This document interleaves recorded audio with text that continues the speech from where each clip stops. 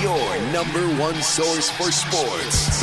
You know who I can't stand? Kevin Durant. He looks like Donald Trump and Hillary Clinton had a kid. Now, who can argue with that? I hate Boston. I'm the biggest Miami Heat hater you'll ever meet. I just don't understand where you're getting your bogus information from. What the hell are you even talking about? Well, I'm sorry you're too freaking sensitive to handle the truth. You think I'm crazy? I'm just getting warmed up. You're now between the hash marks with James Koklak and Sean McCabe.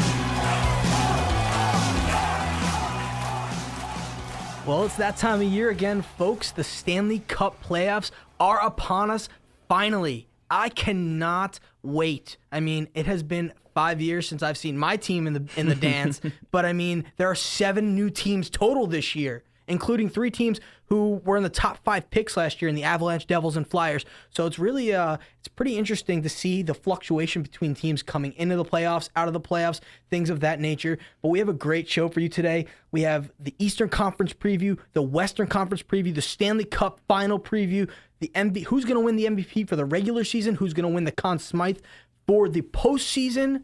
And we have 2 guests here today with us. We have Clint B and Carmine G. What's going on, guys? Hello. What is up, fellas? Thank you so much for having us. Absolutely, absolutely. I forgot to even introduce my co-host. Yeah, what's up, man? What's going on, Sean? Oh, I've never been better a day in my life. Ready to do the pod, man. Ready to do the pod. All right. So let's get this thing started. Let's get the ball rolling. You have 2 great stats that I want to start the show off with. What are they? Yeah, so there are some interesting things about this NHL playoffs since they started this new playoff system that I think is completely freaking screwy. You can look at my last episode, listen to the last episode. I totally destroy the NHL on their stupid system here. But that being said, since 2014 when they started this, at least one number 1 seed has lost in the first round, but never more than 2. So the first year when this started in 2014, 1 number 1 seed lost. In 2015, 1 number 1 seed lost. 2016, 2 number 1 seeds lost. And in 2017, 2 number 1 seeds lost. What are you guys' opinions on that? It's going to make it 2 number 1 seeds again this year. I'm telling you that right now. Yeah? Who's it going to be? Well, yeah, we know. We know who you're saying the number 1 seed. The homer over here. You got one, but you know what? There are some stats to back up and facts to back up what I'm going to say. But the other team is a bet that you and I have going on for a couple of months now. Yeah. And I'm just going to give you a little teaser. I believe that the Vegas Golden Knights are going to be swept. Oh, wow. They will not win a game this postseason. Yeah, so for those of you who don't know, we made a bet, what was it, like in December? Yeah. Where this crazy buffoon over here says the Vegas Golden Knights are not going to win a single game in the playoffs. And I was like, well, put your money where your mouth is. And we made the bet on some crap. It's like $6, but it's okay. But you know what? And I'll go into it a little bit more, but it backs up my point even more that they're playing the Kings. The Kings have 2 Stanley Cups in the last 6 years. I mean, they are a deep team. They've got the best goalie in the league besides Carey Price. I mean, they're going to if there's one team they did not want to see in the playoffs in the first round, it is the Los Angeles Kings. All right, and the second crazy stat that we have is only number 2 seeds and number 3 seeds have won it all since this system started in 2014. We had Pittsburgh the last 2 years. They were number 2 seeds. We had Chicago in 2015. They were number 3 seed. And LA in 2014, they were a number 3 seed as well. I'm just wondering, why have the 1 seed not been able to do it? In hockey, it's different. Once you get into the playoffs, once you get into the dance, anything could happen. We've seen that time and time again. I mean, last year, a 16 seed, Predators, they make it all the way. No, like you said, nobody gave them a shot. But where did they end up? And quite frankly, for people who watch the Stanley Cup final, I know you watched it. I know you watched it. I know you watched it. They could have lost. Pittsburgh could have lost that game. There was a goal that was called back that should have been a goal, and the game ended 2-0 on an empty netter. That should have been a 1-1 game going into overtime, in my opinion, and in a lot of people's opinions nationwide. So Nashville's a really good team, and Los Angeles won it all as a 16 seed. All right, well, that's a great segue because we are starting off with our Western Conference Finals and the first round. First matchup, we have the number 1 seed Predators going against the second wild card team in the Colorado Avalanche. This is a crazy stat just for this series. Last 10 games these two teams have met, Nashville is 10-0-0. Colorado is 0-9-1. Dude, So you're saying there's a chance? Hold on. I do want a correction really quick. It's not the Western Conference Final. Oh, it's the Western Conference quarterfinal. Whatever. It doesn't matter. We were there with you. Okay. Do the Avalanche have the depth, talent, or goalkeeping to compete with the Predators? No. No. All right. So all right. The Predators come into the playoffs last year as the wild card too, and nobody's giving them a shot against the battle-tested Blackhawks, who have just been dominant over the past 10 years. Why can't the Avalanche do the same thing? You make a point there because it was an embarrassment by the Blackhawks in the first round last year. Did they get a goal? They might have scored a goal that whole series. Yeah, it was bad. I mean, it was really awful. I don't know. I just think when it comes to Colorado, it's kind of like the clock's going to strike midnight on that Cinderella story. Matt Duchene's going to be wearing a Nashville jersey watching that series. I know that for sure. I mean, I don't see Colorado coming out of that series. I think the key of this series is going to be face-off percentage wins. Because Colorado does have some firepower up front. You do have Nathan McKinnon. You do have Gabriel Landeskog and others. But they're only winning 44% of their draws, where Nashville's winning 54% of their draws. Nashville is going to, that's a 10% difference. If Nashville is constantly starting with the puck, this series is over before it started. All right, yeah. So let's just go around the room. Give me the series and who wins and in how many games. Carmine, let's start with you. I'll go Nashville in 5. I will give Colorado at least 2. I'll give them 2 games. Clint? I don't see it being done in 5, man. I think it at least go 6 or 7. I'll say 6. Yeah, I'll say 6, but it's definitely going to go towards Nashville. I've got Nashville in 6. Yeah, I have Nashville in 5. I just think Colorado is I don't know. The starting goalie, it hurt. I don't know. He's coming back, but it's still a red flag for me. And Nashville really has no major injuries. Nashville's won the last 10 meetings, so yeah. I really don't think that Colorado stands much of a chance. That's a I will let stat. them win 1 game, though. I'm saying that. 10 going in there and not having one against them. That's rough. But yeah, so it's hard to put money on them. It's laughable, honestly. All right, going into the next first round series, we have Winnipeg and Minnesota. All right. Both of these teams, I think, are pretty big dark horses to win it all. But what is the likelihood of either of these teams winning it all, James? Oh, Winnipeg's got a chance. Minnesota's chances were shot down, put away. I mean, their season's over. Ryan Suter got hurt. Their season, they don't stand a chance in this series without their best defenseman. The defense and goaltending is what wins you hockey games, especially in the playoffs. And when you're missing a guy like Ryan Suter, who's going to play 35 minutes a night, it's just, as in the playoffs, that is. It's just, you cannot make up for that. Yeah, not to mention the other defenseman, Jared Spurgeon. Yeah, he's questionable. So it's like if he's not there, I mean, how will Minnesota be able to slow down Winnipeg's insane offense without their two of their better defensemen? I don't think so. I think that for Minnesota to win, it's basically got to be a miracle. Yeah. No. Okay. Yeah. No. I kind of agree here. Clint, Carmine, any thoughts on this? No, I mean I definitely agree with James, man. I don't see the Wild make it. I mean maybe that's gonna end in 5.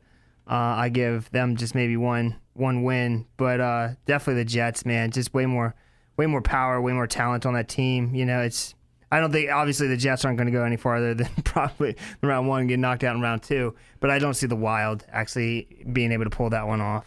Yeah, I have Winnipeg in this series. I don't think it's going to be as one-sided, even with the absence of Suter on Minnesota. I just feel like Minnesota never gets any credit ever.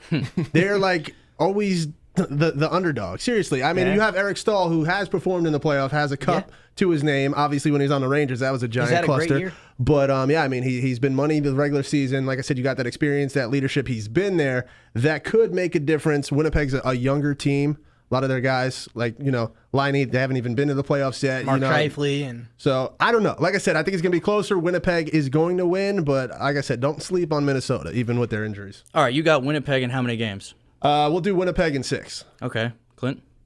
5. I've got Winnipeg in 5, but just very quickly, go ahead. The stats that match up for this series, goals, Winnipeg's got the edge. Goals against, Winnipeg's got the edge. Power play, Winnipeg's got the edge. Penalty kill, Winnipeg's got the edge. Face-off percentage, Winnipeg's got the edge. Point percentage, Winnipeg's got the edge. They've got the edge in every category here, right on NHL.com. I think that this series ends in 5. So you would say Winnipeg has the edge. Definitely. That's a bold statement you said there. Yeah, no, I do want to bring up one other thing. I did the records for every single team since February 1st, and Winnipeg is 22-9 in that stretch. Minnesota 18-14. So I like Winnipeg as well. I have Winnipeg winning this in 5 games. I mean, Minnesota's not in the top 10 in any major statistical category, and their best side is on defense, but even if they're fully healthy, they're still not as good as Winnipeg on defense, and they're not healthy. So, yeah, Winnipeg in 5. Moving on to the next Western Conference first-round matchup, Las Vegas against Los Angeles. Ooh. So It's a series that I've been waiting to talk about. Yeah. All right, can Las Vegas keep the dream season alive, or does LA have too much playoff experience?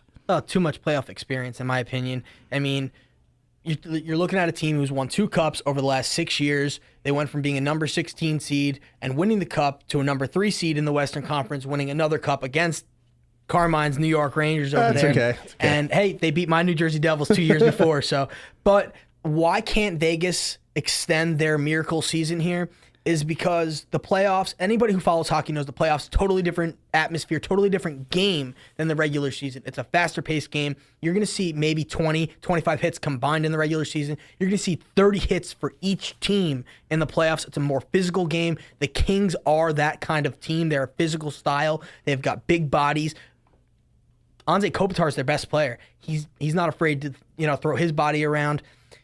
Just experience. I think that the pressure is going to get to Vegas, and I think they're going to tire themselves out, and they're going to get over their head, and this is going to be a learning experience for them. Yeah, okay, so I definitely understand what you're saying, but it seems like Vegas has this kind of magic, and I've heard this theory brought up before that players are not used to going to Las Vegas to play a sporting event. People normally go to Las Vegas to do a bunch of other things. Yeah. So let's say, why can't we say that when the Kings show up to Las Vegas, how are they going to be fully focused? I mean, that's up to the coach and to the players. Dustin Brown, he's not the captain of the team anymore, although I think he was a good captain. They've got a lot of leadership on that team. They're an older team. I don't think that the Kings' success is going to last much longer than the next couple of years, but right now they've got all these players on their team. The only one who's missing from last season that really could put a dent in things is Marian Gaborik. He's still a good player, and it says Vegas has the statistical advantage here. But I mean, they're in the top 14 in every single major statistical category here, and so but a lot of that, you have to put that they were amazing the first 40 games of the season. And Marc-Andre Fleury, you could say, well, he's got playoff experience coming off 2 back-to-back cups. But that being said, how many shots can you save if you're in your zone the whole game? Yeah. You can only get peppered with so many shots before you're going to start letting goals in. And I think Jonathan Quick is better than Marc-Andre Fleury. If you were to ask me, who do I want as a goalie on my team, if I had to pick one or the other, it's Jonathan Quick. Yeah, he's more consistent. Definitely more consistent. Okay. Jeff Carter, he came back. Seems like he's really helped out the Kings. How much better are they with him? And would they be the wild card one if he played the entire season? That's a good point. He's one of those players, though, like when he's on his game, he's got one of those premier shots, man. So obviously you put him anywhere in the zone, he can put the puck in the net.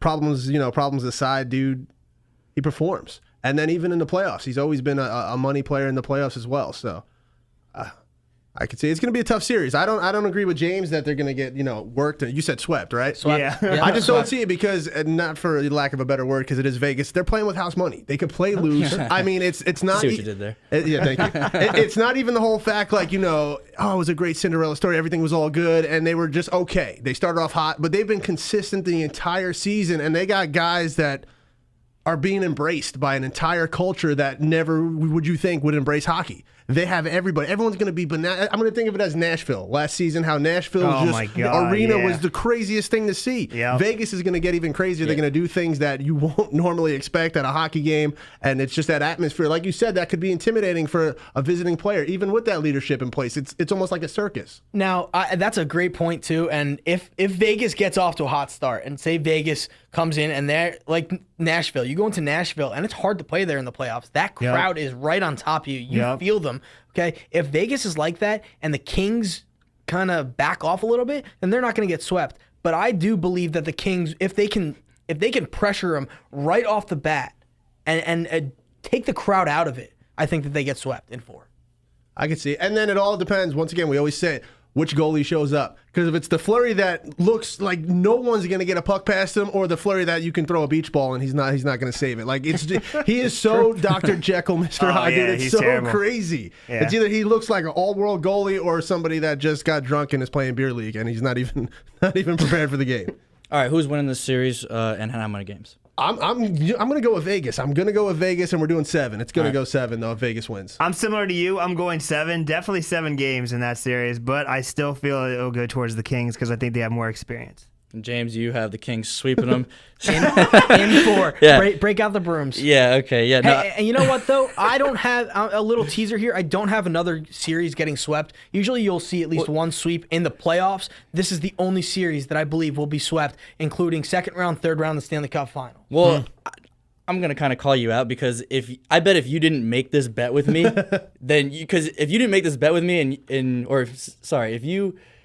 if you said that the Kings would win in 5, I would give you a lot of crap because you would be basically going off on your bet and not staying true to your word. So yeah. He's already committed now. He has to stick yeah, with so it. he has to, exactly. It's on here. It's Yeah. on here. I think Vegas, not as hot as they were at the beginning of the season. Kings have been very good since Jeff Carter came back. They give up the least amount of goals in the NHL. They have the best penalty kill in the NHL.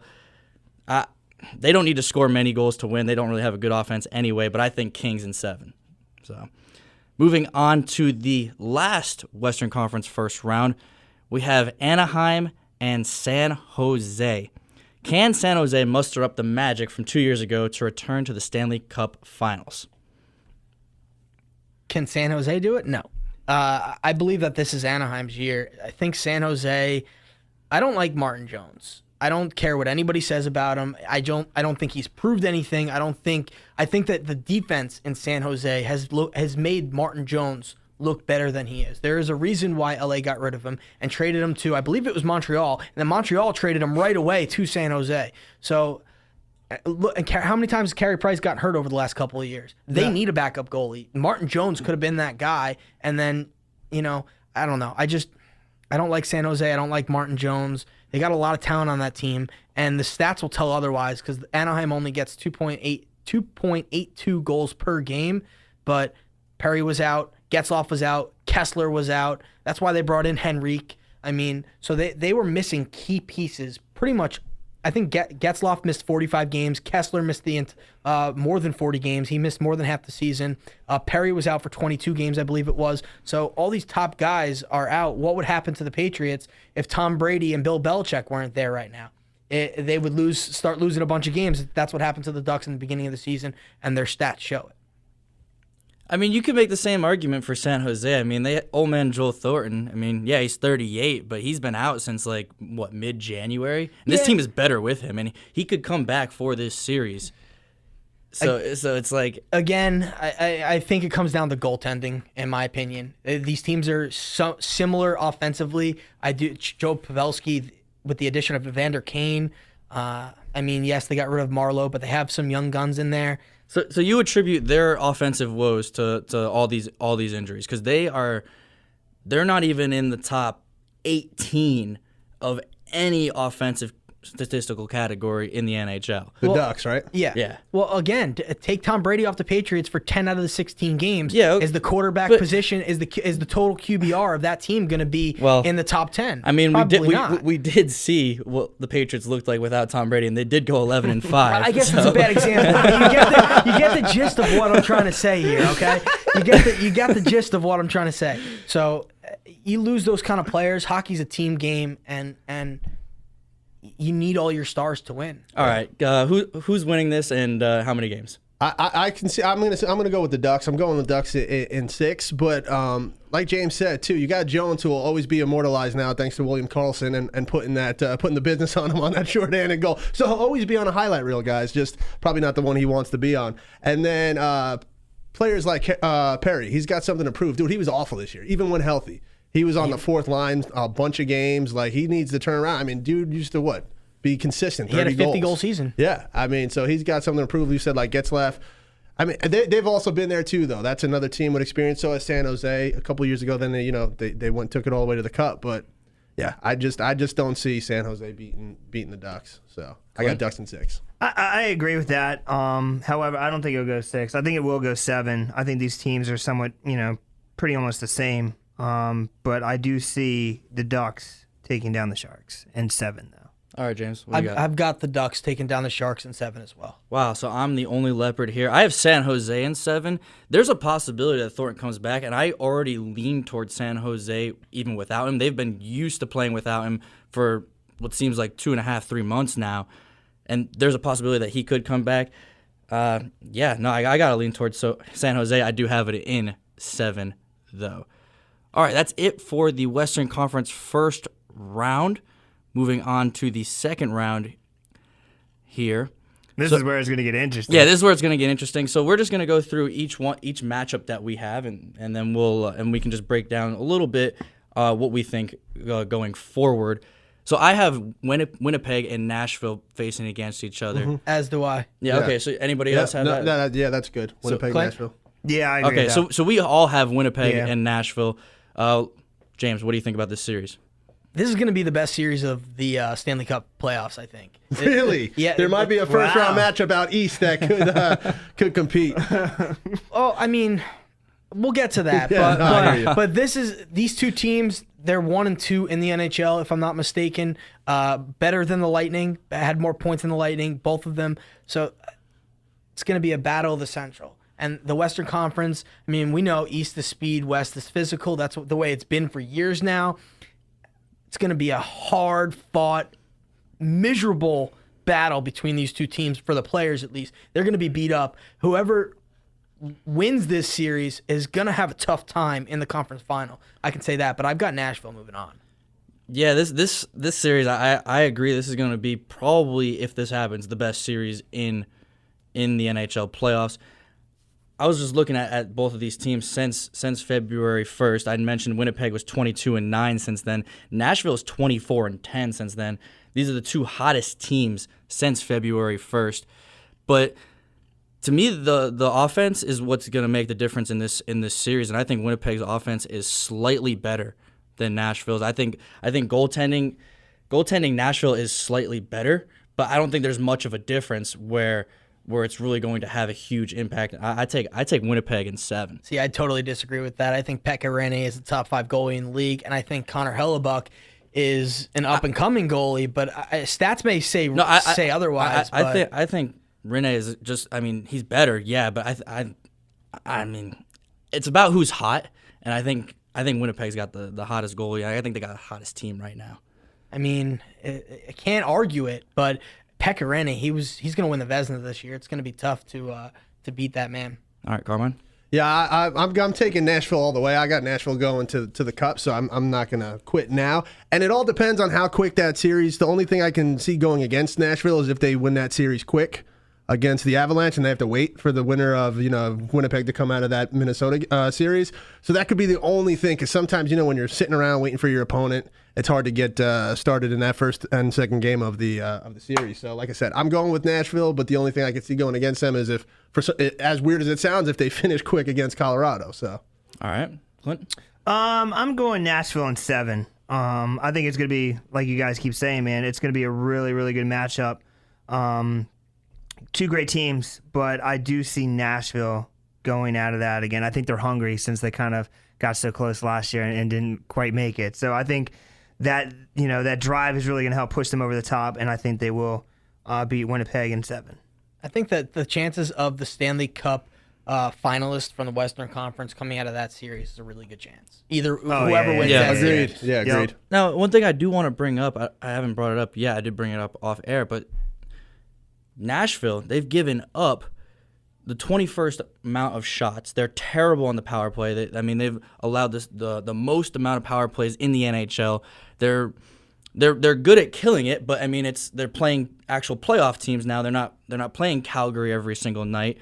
Does this matter if you're giving up a ton of shots? As we mentioned earlier, it depends if they're outside shots, inside shots. If they're right in front of the net, of course, but if they're outside, if Winnipeg is keeping, or if Nashville's keeping Winnipeg to the outside, then they could be meaningless shots, but the penalties are going to be an issue. When you're in the playoffs, you can't be taking penalties left and right. I mean, that's something I'm going to touch on that about an Eastern Conference matchup in a little bit, but it's just, you want to play 5-on-5 hockey or you want the man advantage. Going down on a penalty, and I know you could say this for the regular season too, but it just intensifies in the playoffs. Everything is magnified. Yep. Okay. All right, so moving on to the next matchup, we have this all scrambled up here. I have Los Angeles going against San Jose. I'm the only one who picked San Jose moving forward. James, I know you picked Los Angeles as well. You both picked Vegas. Yep. Yeah. So all right. So just giving my quick little 2 cents. If it's Los Angeles against San Jose, I'm gonna take LA in 7. I mean, LA, they have problems scoring, but they have the championship pedigree, and like I said before, number 1 against giving up goals and number 1 penalty kill. Any thoughts on that? No, that's fair. If that's the matchup, I would agree with you. I'd say that's 7, and it definitely goes the Kings' way. All right, so now let's look at Los Angeles and if they were going against Anaheim. That's who I've got. Yeah. I've actually got Anaheim winning this. I think this game goes 7, or the series goes 7. Again, these teams are rivals. It's just going to be even more intensified in the playoffs. This is going to be an extremely physical series. These are probably the 2 biggest teams other than Winnipeg in the NHL right now. I know I'm crazy and I'm kind of contradicting myself here, yeah. Okay. But I've got Anaheim beating LA, even though I think Jonathan Quick is the better goalie. Okay, all right, and you both have Vegas and Anaheim. Explain what you got here. What you got going on? Clint, you want to go first? No, man, you go ahead. All right, that's fine. Well, I'm still in that series. I'm going with Vegas for pretty much the same reasons for LA. Coming off that first, could you imagine if they win that first round series, dude? That momentum, it'll be tough to beat them. City's gonna be just insane. It's gonna be such a crazy atmosphere through your TV. That's gonna be the kind of stuff you'll feel like you're there. Just through your TV. So I couldn't go against Vegas if they make it out of that round. The confidence will be all-time high. Like I said, they're just playing with house money. They can play loose. They're going to be playing fast and loose, and that's a success for in the playoffs. So like I said, I'm going with Vegas for sure. I really wish I printed out this bracket, man. I don't even remember who I picked in it. I think I went with the Kings in this one. I think I went with Kings, and I've already forgotten. Like, God yeah, damn. you said the Kings. You said the Kings because you're talking I quick. also went with Anaheim, right? I'm pretty sure. Yeah, you went Kings Anaheim. So in my perfect world, I still the Kings would definitely take down that if that's the matchup that comes out in my bracket that I'm mentally trying to make notes of. You got a notepad and pen up there? Oh, I have the worst memory too, man. Yeah, it's all good. Like, wait, who did I pick in this one? I should have wrote it down. You guys should re-air this on 420 just for Clint. All right, moving forward. James, we have the Western Conference Finals. Explain yours. Who's winning? How many games? What's going on? I got Nashville, Anaheim, and now this is going to be a great series too. I mean, all these series are going to be great. Let's be real here. But Nashville, Anaheim, every series except the freaking Vegas and Kings Vegas. series. That one's just going to stink. That was gonna be slapped. Don't even watch. He's not even going to watch it. You're right. Probably other things to occupy your time. I'll be watching probably another Western Conference series at that point because there'll probably be 2 on. But moving forwards, I don't think this series is very close, honestly. I think that Nashville wins this in 5. I think that Anaheim is tired at this point. They're a little bit older. All right. So sorry, I have to stop you.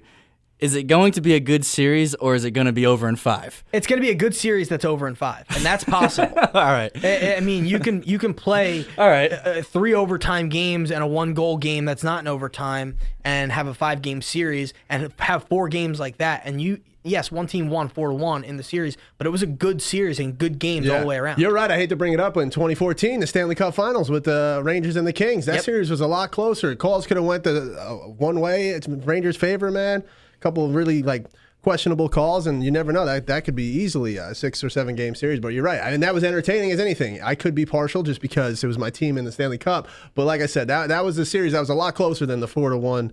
Would lead you to believe. Yep, and even going back 2 years before that, when the Kings and Devils played, it was a 6-game series, and we lost or I should say we, because I'm part of the team, right? The Devils lost. spirit, you are. I think it was 5-2 in that last game. But they took a 5-minute major in the first period, and that was the game right there. They'd scored 3 goals, and people will say, well, the Devils kind of got whooped. But two of the 6 games went to overtime, and they won 2 games on the road, or 1 game on the road and 1 game at home in Game 5. So. Yeah, all right. I mean, because in 2014 there was 3 overtime games. Yeah. So I mean, like I said, all right. It just depends on how the games go. I just had to make sure that. No. It's a valid point. It's a valid point. Even though he has my Knights as part of the worst series in the history of NHL hockey. But it's just, hey, anything could happen. Look at the Kings Sharks. I think it was 3 years back now where the Sharks were up 3-0 against the Kings. Guess who came rolling back and won that series 4-3. All right, so you got Nashville putting the beat down on Anaheim in 5, but it's close.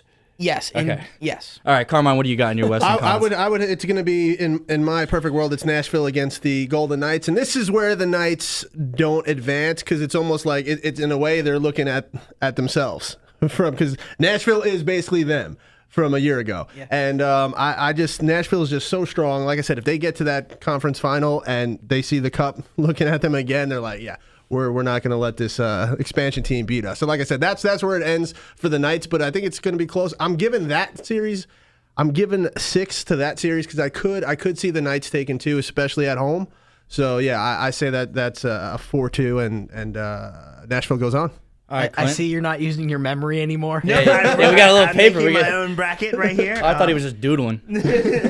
I think it's going to be Nashville and Kings and Nashville and 7. Okay. All right. Yeah, no, I got Winnipeg and the Kings. I got Winnipeg in 6. I mean, the not being able to score for the Kings is going to finally catch up with them. And at Winnipeg, do I need to repeat myself? They're the hottest team in the NHL right now. So we've got 3 of us have Nashville going to the Cup final. Yep. You've got Winnipeg. I got Winnipeg. Something I do want to mention because I know I'm going to forget if I don't mention it right now. As we know, the Stanley Cup, there's only one of them. There's not a new one made for each team each year. So they have to take off rings every so often because they run out of places to put people's names. And those rings then go to the Hall of Fame in Toronto, and then they add a new ring. It's kind of messed up. In a sense, yes. But we talked about this earlier. Gordie Howe's name is coming off the Stanley Cup final, or the Stanley Cup, the trophy. Really? This year, because there are no more room and they have to now add another layer, but they have to take it off so the trophy doesn't get too big and they can still hold it over their head and celebrate with it, etc. So Gordie Howe's name will be coming off the Stanley Cup this year. Very interesting, I thought. Yeah, that is crazy. Could you imagine if they didn't remove a ring? Just how... It would be huge. You need the whole team holding it up. It'd be taller than this building right now. People would actually, when they put it over their head, they just fall right over with it. You need a truck when you bring it home for in the summer when it gets to be yours for a couple weeks. It's like, it's in the back of the pickup. All right, coming up next, we just went through our Western Conference playoffs. We are doing our Eastern Conference playoffs. Coming up next, this is BTH.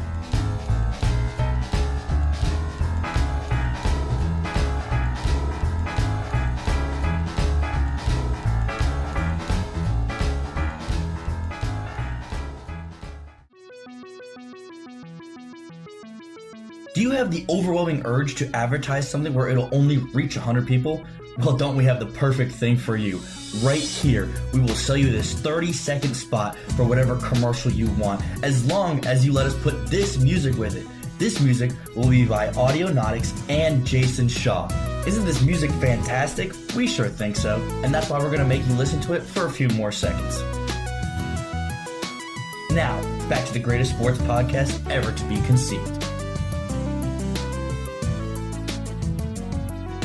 And welcome back to Between the Hash Marks. We just went over our Western Conference playoffs. Now doing the Eastern Conference playoffs here. We're gonna start with the Tampa Bay Lightning and the New Jersey Devils. James, your favorite team? I wonder. James, I have the Tampa Bay Lightning moving to the golf course. Oh, And they're going to get upset here. And we talked about this earlier in the show that every year number 1 seed has lost. Yep. Vegas is that one. I said 2 were going to go down this year. Tampa is the other. And now you can say, well, look at the stats. Tampa's got the edge. They got the edge in goals against, power play, face-off wins. Although it's not much. It's 48.2 to 47 even. So that's really even in a sense. And their point differential is obviously much larger, but the Devils were a little bit inconsistent this year. But the one thing they were consistent about was beating Tampa. They're 3-0 against them with 3 different starting goalies: Corey Schneider, Eddie Lack, and Keith Kincaid. So you think that the Devils going 3-0 in this in the season series is actually going to play a part in the playoffs? I don't think it has any effect on Tampa. I think it has an effect on the Devils because I think nobody's giving them a shot. But in that locker room, they're telling themselves, hey, look, this is going to be a different game, a different style game. But we've beat this team 3 different times with 3 different goalies, 3 different ways. We can do it again if need be. And now we've got 7 tries to do it 4 times. Okay, well, what if the Devils went 3-0 in the regular season against them? What if it was 0-3? Would you give them the same chance? Now, no, I wouldn't. I would say that they were all 1-0 games or 2-1 games, very close games that all went to overtime. Well, it depends on how the game is. Like the Boston, Florida decided who the Devils were going to play or who the Lightning and Bruins were going to play for that matter. Yeah. And as a fan of the Devils, you never want to pick and choose, pick your poison. I want to play this team over this team. But in reality, what Devil fan wanted to play Boston? They have our number. They beat us every single time. We didn't win a game against them this year. Okay. I mean, I think the players are thinking that too. I would be if I was a player. We haven't beat this team, but we beat this team 3 times out of 3. I think we have a better shot. Okay. I mean, I would say Tampa is offensively way more gifted than New Jersey. For sure. Can New Jersey figure out their goaltending for this entire series? Now, we see it all the time. I see it in the NBA at least, where you'll see a team go 3-1 for the season series, but then the team that only won 1 game sweeps that team in the playoffs. Well, the goalie numbers are going to look a little off. Kincaid was really bad to start the year. I mean, they're 17th in goals against the Devils. Well, Kincaid had an under 900 save percentage throughout the year, and that's basically out of 1,000. So he was saving less than 900 shots out of 1,000. That's really bad, actually. That's actually terrible. But over the last 20 games, he's got a 940 save percentage, which is unreal. Okay. The league average is 910. He's got 940. That is just unreal. So you would say that New Jersey did figure out their goal. Yes, if he can continue those numbers, they have got nothing to worry about on the back end. Now, if he kind of tails off, Schneider's nowhere to be found. I mean, he's lost in the sand somewhere, and his summer's pretty much started 2.5 months ago when he got hurt. He has not won a game this calendar year yet. Okay. Damn. Wow. All right, Tampa. I feel like they've lost some magic in the second half of this season. They almost blew the division lead. They were up by a huge amount. Is this going to affect them in the first round of the playoffs? Goaltending. Andrei Vasilevsky, he's their goalie. He was the front runner to win the Vezina for the first half of the season. Second half of the season, he's actually got a 899 save percentage. That's 17th out of 19 qualified goalies who have played 1,000 minutes. The other 2 goalies that were 18th and 19th did not qualify for the playoffs. That's going to be an issue for Tampa. And I said that we were going to talk about this as well. This is also about Tampa, their power play and their penalty kill. Now, staying out of the box is crucial for them. Why? Because their penalty kill only saves or stops 76.1% of power plays. Yeah, that is 27th. Terrible. No, that's awful. That is, if you're putting the Devils on a power play, and I know they don't have a lot of firepower, but if you put Vatanen out there with that slap shot, Taylor Hall, Kyle Palmieri with Heischer, I mean, you're looking at could be a top 10 power play. They're converting on 21.4%, and you just talked about how good Tampa's was. They're only converting on 23.9%. It's only 2% difference there. I mean, and that's a pretty big jump, but it's not as big as you'd think. I think that the penalty kill for Tampa is really going to be an issue if they're taking penalties. Yeah, dude, they have to tighten that up. You can't give a goal one every 4 opportunities you're on the penalty kill. You're not going to win anything that way. And so, yeah, they definitely have to hash that out. I think the series itself is going to get a lot uglier than people would expect a Tampa Devil series, only because you got half the Rangers squad on Tampa playing a Devils team that they already have animosity towards. Yeah. So I think you could see it get ugly and chippy right off the bat, and that's why it could be a series that I know you have your Devils. What are you picking the Devils to go? I've got the Devils in 7, but I believe that 4 of these games will go to overtime. Yeah, I have Tampa in 6 only because, like I said, you have their goalie who even he came out and said he's fatigued. That I couldn't believe he said that. Like, why are you going to say that? Even if you're tired, as an NHL goalie, you don't say, you know what, this is a lot of workload. I'm fatigued. Like, bro, keep your mouth shut. Not just to mention, play. he's like 21 or 22. Yeah. He's young. He's not a Pekka Rennie who's 38 years old. So that's why it's like that. That's concerning. But I mean, Tampa's just got so much firepower, and Is Stamkos supposed to be tough. healthy for this series? It's Probably. a 50-50. Yeah, okay. He should play in this series. Game one is is questionable? up in the air, yes. Okay. And I look at who has the best player in the series that could swing things. Hall is a close. I'd almost want to put it at 1B, but you have Kucherov. I think he's the best player in this series, and he alone could take over a game, even without 100% Stamkos. Well, that's what I was going to say, is that he's had Stamkos pretty much all year helping him out, where Taylor Hall has not had that somebody to help him out. So I don't know if Taylor Hall, Kucherov played one-on-one, I think 10 times, I think it would go 5-5. I think that they are that close, and I want to see what Kucherov can do without Stamkos on his side for a full season. I know that we're not going to see that anytime soon, but that I think would be the true test of his character, what kind of player he is. And also don't underestimate the fact that we've seen Kucherov perform in the playoffs. This is Hall's first time in the dance. Oh, so you never know. That could be a big question mark. That's why I still give the edge to Kucherov. This could be a huge learning curve for him. Yeah. I'm sorry, James, but I do not have the New Jersey Devils passing through to this one. Carmine, I agree. Tampa in 6. I just think they have. Hey, I might be one of the 1% of the population, but I'm also one of the 1% of the population who have watched 82 Devils games this season. Yeah. So I have a little different of a perspective. I got you, dude. I 100% understand that. I really wanted to go the Devils here, and I think winning the 3 games in the regular season against the Bolts, I think it'll play a factor in Game 1, and I could see the Devils stealing that game. But it appears that Stamkos will be back for this series, and that's just going to be a power-up for the number 1 offense in this league. And I don't, for the life of me, trust New Jersey's goaltending. I know they've kind of gotten it together lately, but I still don't trust it. We just talked about him being fatigued, and so that was Tampa Bay. Yeah, goal. that was. But I will give it to you. I'm scared as a Devils fan that Kincaid is not going to keep up to what he's been doing, and I'm going to be disappointed. I'm bracing myself. There's a lot of nerves that go into going into a playoff season. Oh, absolutely. It's also Tampa Bay has been kind of cold since they got off to that amazingly hot start. But I mean, it is a perfect matchup for the Devils. But I have to take Tampa in 7. That's just where I think it's going to end up being. Anything else on this series? No. We got it. All right. Moving on to Boston and Toronto. My Boston Bruins. The Bees. Yeah. They kind of making me nervous in the month of April. They're 1-4 this month. It's kind of depressing. But can Toronto's speed match Boston's depth? Yeah, for sure. I think people are underrating Toronto. Toronto was an amazing team this year. Quite frankly, this is just my opinion. I think Toronto would be ahead of Boston if Auston Matthews was not hurt for 20-plus games this year. Auston Matthews is a top 5 offensive player in this game. Well, I mean, you can make the same argument for Bergeron, too. Well, yeah, Bergeron. And didn't Marchand miss the first 15 games of the season or something like that? Yeah, so and he was also suspended. But well, that's what he does. You always got to account for the suspensions that he's going to get. But he should be suspended for the first couple games of the playoffs. So that cross-check. But if we're playing, if this player, if that player, I mean, Boston got off to a terrible start. So it's like they've. And then they went on that, I think it was when they got healthy, 16 straight wins, something like that, and I think it was 19 straight games with a point. Yeah, it was something crazy like that. The Leafs did go 3-1 against the Bruins. Does this hold merit? This is a great rivalry. So I don't think that this the season series necessarily holds merit, but I think that the rivalry in general does. And this is going to go 7 games for sure. This is going to be a tight series.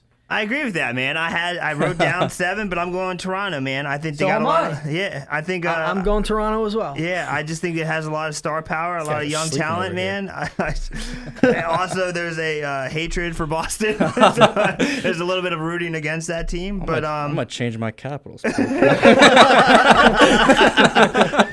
like screw Clint. Take this, buddy. Dude doesn't even know who he picked last round. I wrote him down now. So I'm going Toronto in 7. All right. I'm definitely, this series is going 7. I just really loved what I saw out of a young Toronto team last year in the playoffs. I think they learned from that. So, I mean, I'm thinking I'm going with Toronto only because there's so many question marks with Boston. Is Rick Nash going to be healthy? I know people will be like, oh, Rick Nash, disappears in the playoffs. He really doesn't. The last 2 or 3 seasons in the playoffs, dude's been money, and he's on a team that's a lot better offensively than the teams he's played with the Rangers the last 2 seasons. And no matter what, when he's on the ice, he makes players around him better, and he's going 150%. So you don't have to worry about him. It's everybody else. Are we going to have the rat that just goes cross-check someone in the face, and next thing you know, you get ugly? Possibly, it's tough. I mean, just there's too many question marks when it comes to who's healthy, who's not for Boston, that I give the edge to Toronto, but it's going to be a good series for sure. I think the biggest key here, and we haven't even touched on this, is coaching. Mike Babcock is by far and away the best coach in the NHL. And I wish he was the coach of the Devils. I bet everybody wishes Mike Babcock was their coach. So you're saying this? What kind of reference are you using for this? Because sometimes it's emotionally based. Like as a Patriots fan, I can say Bill Belichick's the greatest coach. No. Mike Babcock is known as one of the greatest coaches ever. And let's put it this way: NHL coaches, they're making about $3 to $5 million a year. Babcock's making 8 in Toronto, and he got pulled out of Detroit, which is one of the 5 premier jobs in the NHL, and nobody wants to leave coaching the Detroit Red Wings. Nobody wants to leave coaching the New York Rangers. Nobody wants to leave coaching the Philadelphia Flyers. These are the well-known franchises, and Detroit was so successful. I mean, they never missed 1 playoffs under his watch, if I'm not mistaken. And except for the year did they make it when he got fired? They just got bounced the first round when he got. I think they got bounced in the first round because last year was the first year they missed it. Yeah, he was the behind the bench. Toronto already. So I mean, he is the number 1 coach in the league. And if you're gonna give an edge to coaching somewhere, this is gonna be the series you're gonna give it to. I could see that. It's so tough for me to 100% think a coach could swing things. They can, because I've witnessed firsthand with AV, who's no longer with the Rangers, just being a dope, putting guys out with 2 minutes left in games, trying to protect the lead that had no business being out there. So that's where the coach could come into play. But I just think this series is too tight that a coaching decision will swing the series in the favor of either one. I think the coaches will be evenly matched enough where it's going to come down to what happens on the ice and not so much behind the bench, even though, like I said, I'm still going with Toronto. But like I said, it's not because of Babcock. Yeah. All right. So you guys are all let's go naps. Bees. You're all taking naps over here. But no, this series does make me nervous. I didn't really want to play Toronto, but I honestly think Boston has the most depth in the NHL. You can argue Nashville. I'll take that argument, but these couple of injuries do make me nervous. They are one of 2 teams in the NHL. The other team being Vegas, where they're top 15 in every statistical category, offense and defense. And if you take out the amount of power plays they have allowed, which they're 15th, they are top 10 in every single category. This is Boston? This is Boston, So you're telling me we're going to see a Boston-Vegas Golden Knight final here? No. I obviously not. I had the Kings beating Vegas in 7, not 4 like some crazy guy over here. But I don't think they're as good as when they were going on their incredible run, Boston. But I don't think Toronto's there yet. I think they kind of got screwed with this matchup, having to play Boston. They could have. I think they could play anybody in the NHL, and they could beat them in a series. It's kind of interesting looking at the standings here. Boston only had 1 more win than Toronto, but they finished with 7 more points, which is kind of crazy. But I think Toronto did get kind of a bad draw. I think the depth for Boston's really going to help them, even if Rick Nash doesn't play for the first couple games, and Riley Nash is questionable as well. So I think that's interesting. But I think Boston's going to take this in 6. So, yeah. All right. Moving on to the next series, we have the Washington Capitals against the Columbus Blue Jackets. Boo. All right, Clint, this question's for you. Are the postseason woes going to affect Washington in the first round? Sorry, I had to bring it up. No, it's a fair question, and I do not think this time, especially first round. We usually do pretty well in the first round. It's usually the second round that we No, it is. It's not usually. It is the second round. You guys have never seen the third round in the Ovechkin era. So first round is a piece of cake for us, and I think this matchup is pretty good. pretty good from a standing point that I don't think it's going to be that difficult for the Caps. I do have Columbus winning one game. I'll give them that. I think one of the home games, they'll take that, in front of the home crowd. But I do think we'll be done in 5. Washington moving on, and that's what I'm sticking to. What's the difference between this year and any other year? Why do you have so much more faith in Washington this year? Okay, so like obviously the last 2 years, we ran the league light years above everybody else. There was such a pressure to be put on the Capitals. I don't think or feel that pressure. We're not in that limelight right now. Like obviously people still think of us as a team that kind of gets to the playoffs and we choke. Typical Washington D.C. sports, but I think in the years past, we really did have this expectation from even the fans, man. I feel as a fan, we put too much pressure on them. I don't feel as if that pressure is there this time. I think there's a lot of other teams, such as Nashville, such as Pittsburgh, to three-peat it. I think there's a lot other people are looking at other teams right now. They're not necessarily looking at the Caps. They feel as if, hey, the Caps have a good team, they have a shot, but we're like back thought right now, man. So and the Capital, that is a team that in the locker room, when there is pressure from TV and fans and everything like that, they feel it, man. They feel it, and they can start. I mean, even watching last year in the second round, you could tell that. I mean, we got shut out in Game 7. Who gets shut out in Game 7? So it's definitely a tough feat. Now, I read that the Capitals are feeling loose, that they're not as tight right now going into the playoffs. They're feeling loose. They're feeling good about themselves without that pressure. Now, but I actually was watching NHL Network last night, and they were talking about the Capitals, or they were talking about which team/players have the most to gain this playoffs, but also the most to lose. And they could be separate. It could be separate teams, separate players. The one guy, Mike Johnson, he also played in the NHL as well. He said Ovechkin for both. And now I tend to agree with him here, but it's unfair, but that's just the way that it's going to be looked at. I know that he's played 97 postseason games. He's got 90 career postseason points. I mean, he's carried the Capitals. Yeah. But do you see it the same way where if they win, he's got the most to gain? He could gain all this notoriety for finally getting over the hump and winning a Stanley Cup final. They said he doesn't even have to win. He just has to get to the Cup final. But if he loses without that pressure, could that actually deflate some of that? Well, he does have the 90 points in 97 games. If he loses this year, is it going to does he also have a lot to lose? I mean, obviously Ovechkin is an all-star, man.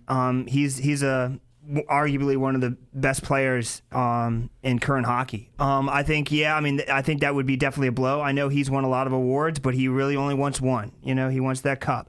I don't think that's going to deflate him too bad. I mean, people like to talk, people like to chirp about him. I don't understand. I mean, it seems like either you love Ovechkin or you hate Ovechkin. And, I don't think it's going to affect him too bad. I think he definitely has a lot to gain. I know he wants to get there. Capitals have never been to the third round in the Ovechkin era. So he's probably sick of drinking out of bottles. That man wants some cups. But but I don't think he has. I mean, he has as much to lose as everybody else on that team. So I don't think it has to come down to one person. I think everybody else needs to kind of pull it together as well. But yeah, it's So the Capitals are benching their goalie for the for Game 1 of this series. Despite recent troubles, is this a good move for the Caps? Yeah, man. Grubauer, which is obviously our backup goalie, is on fire right now, man.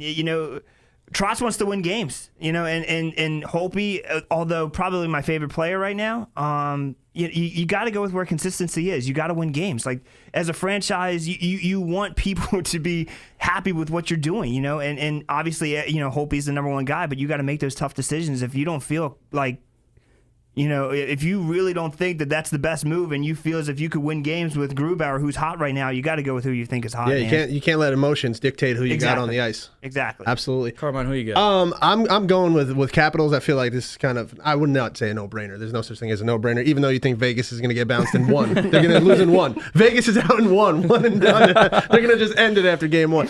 But just a lot of things with it. You know, with crab rangoons.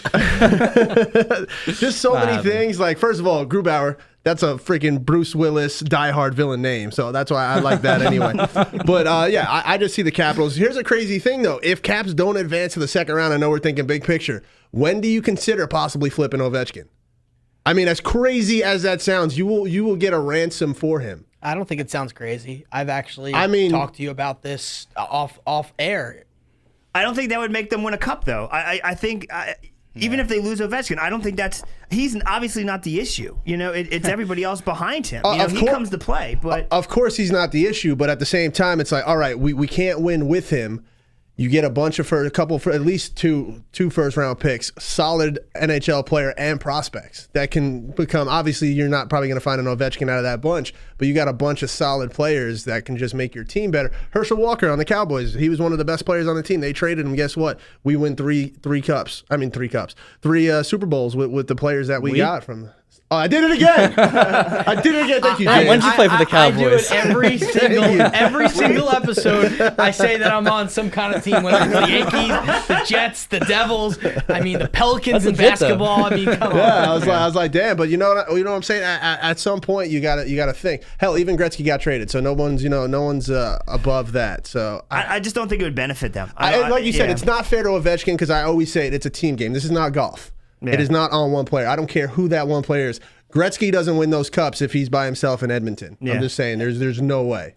So. Gretzky, quick little fact about him. I actually just saw this yesterday. He had 1,000 points before he played 450 career games.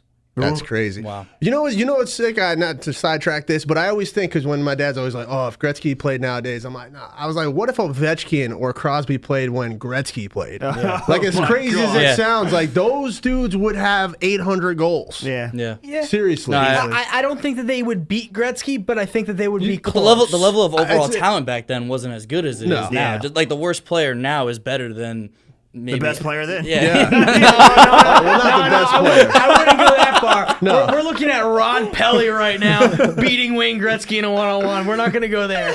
But the goalies are the main difference. I don't think the players, because it just looks different because the TVs weren't as nice. You don't have it in high def. Some of it is in black and white. You look at old basketball and it looks different, but it's still the same game. It may be a different style. It's still the same game. They just were using different sticks, and the padding wasn't as big. Yeah, goalies have definitely made a huge difference because, you had just anybody not anybody, but guys would get 30, 35 goals, and it was no big deal. When you have like someone like Solani coming in the league his first year getting 72 goals. Like, I don't know if we'll see that again. Well, no, and he's an amazing player. That's absurd. But something that's different now than it was back then too, that actually benefits now over then, is that the game is faster and I shouldn't say they're not scoring as much, but in basketball, back then they could hack a foul, and they're not going to call it. Yeah. Back in hockey, you could take a slash off the arm as hard as they could possibly slash you, and they're not going to call a penalty. You do that now, and you're going to get a suspension. If you tap them on the wrist, it's a 2-minute penalty. So the refs are calling things differently. It was a harder game to play back then, physically, in that sense. So, and I think that holds some weight. Yeah, no, Washington, to me, they don't seem as good this year compared to other years, and I think that's absolutely perfect for them. Yeah. Like you were saying, I'm just looking at the Vegas odds right now to win the Stanley Cup, and the Capitals are 8th at 16-1. They got even the Maple Leafs are ahead of them. Winnipeg, Penguins, Vegas, Boston, Tampa, and Nashville are all ahead of them. Put your money down. So I think it's you put down $1, you win 16. Why not? But this is a team that's played a lot together, and I think they can make a serious run for the title. And maybe I'll take that back now that you have the Bruins losing the first round. but also this round, Columbus doesn't impress me at all. They do nothing special at all. They did go on a nice winning streak in the month of March, but that was just to get to the playoffs. And hey, they shoot the puck at an unbelievable rate. They're 5th in total shots, but they're 16th in scoring. So that goes to where are they shooting the puck from? Exactly. And their goalie has kept them in so many games. Yeah. So they don't allow many power plays, but when they do, they seem to allow the goals. And their defense, it just seems pretty average to me. I got the Caps in 5 on this one. Any other last thoughts on this series? No, we're all taking the Caps, right? Yep. Yeah, all right. We got Pittsburgh and Philadelphia. Ooh. All right, question here. This one's great. Despite an insane amount of overtime losses, does Philadelphia stand a chance? And if they do, what do they need to do to win this series? They definitely stand a chance. 100% they stand a chance. And I have this as the series that we might actually see a murder on the ice. I'm going with that. Because when these two match up, I mean, it goes crazy. And how does Philadelphia win?